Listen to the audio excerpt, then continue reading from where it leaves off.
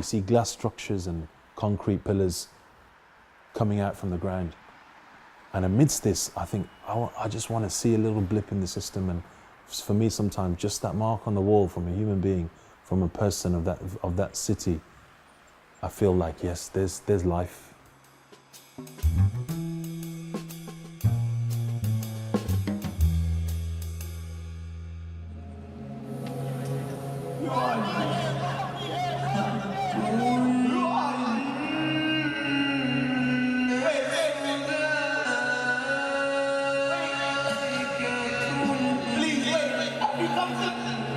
The English artist and designer Mohammed Ali has replaced the calligrapher's pen and ink with an aerosol can. He melds street art with Islamic scripture and patterns.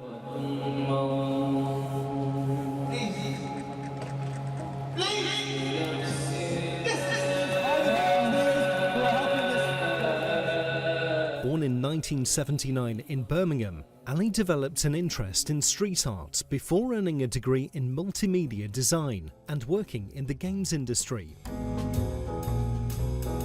He rediscovered his Muslim faith in his 20s and began to fuse graffiti with calligraphy.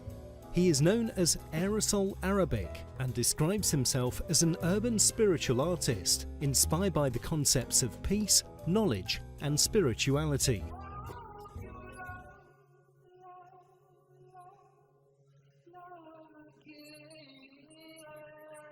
His work has moved into live performances, which include a trip to the Vatican, where he painted on stage to a soundtrack that melded Gregorian chants with the Islamic call to prayer and jazz vocals.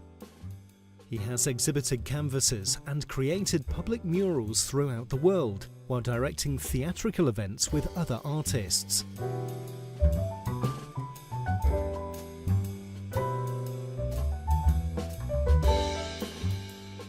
Ali also lectures on the power of the arts to transform society and address issues faced by multicultural societies. We joined Ali in Birmingham. Something that kids growing up in that time were all mesmerized by, you know, and I was one of those kids really, of hearing about this phenomena of street art, of bringing colour into the public space, transforming brick walls and, well, any surface into colour, splashes of colour, but by leaving your mark and actually saying, this is me, this is who I am, and putting that in the public space. I like to tell stories of people. I like to look at the things that people's stories are. Stories are something that people want to tell, and people have stories within them that are powerful things that when released and put out there, these are powerful ways of progressing by telling your story. So I need to hear from people. That's what I say, and that keeps me going, and I would hope it keeps me grounded as well, because I don't want to be detached from people. I want to be immersed in their stories and in the people.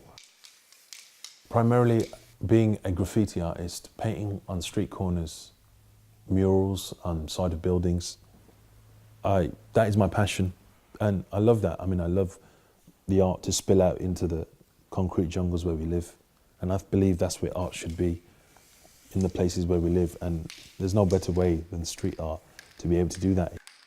As far back as human beings have existed, graffiti is part of our society and civilizations tens of thousands of years before today. Early human beings, mankind, have expressed themselves by carving into the sides of walls, whether it's cave paintings, cave inscriptions. And I think we must look at the graffiti as a continuation of something that was a necessary part of human progress and development, of ancient rock inscriptions through to the spray cans of New York subways.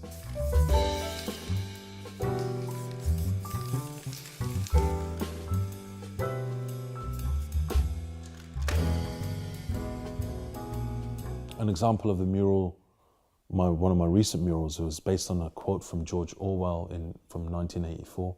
Who controls the past controls the present. It's part of a quote from George Orwell. As I started to explore my identity as a Muslim, as someone who was trying to understand their place in society, being the minority, being part of a faith that was so misunderstood. And as an artist, I began to incorporate Islamic script, messages, calligraphic script, and Islamic geometric patterns into the art that I was doing. That's important, that's exciting for me, to be able to say, we're embedding the arts in these communities, where it really matters. That's the way I like to describe it. Taking art where it really matters, which is where we live.